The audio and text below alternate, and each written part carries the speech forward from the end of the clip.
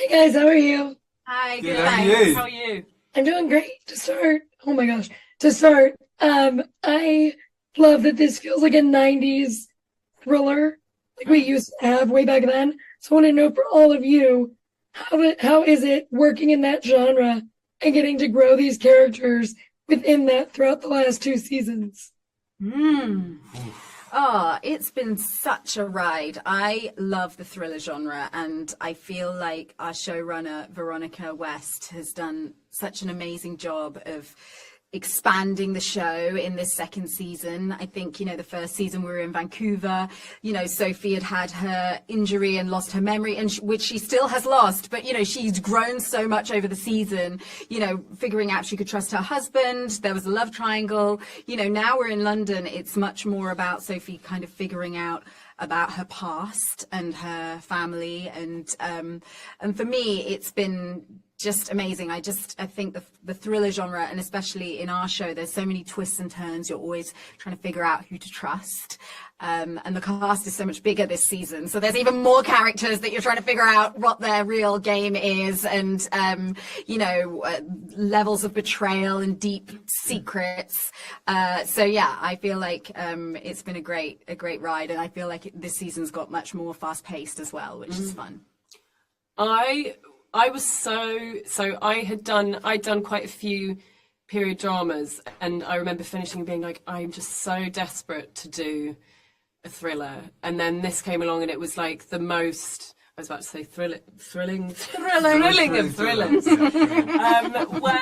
where it was like, but I was just saying, like, I became such a big fan of the show whilst doing it, where I think it's such a complex narrative. It's so amazingly clever how the characters are written, how you sort of never feel totally safe with any different character, which I think is amazing at how the audience are kept on their toes throughout season one and season two. And like you say, it's kind of steps it up a whole new level, where you've got this influx of new characters and Sophie's world opening up in a way that you're on the journey with her, not knowing who to trust, where it's going to go. And this season just kind of opens up a whole new can of worms. It's like, it also feels like the more Sophie goes through, the more she uncovers,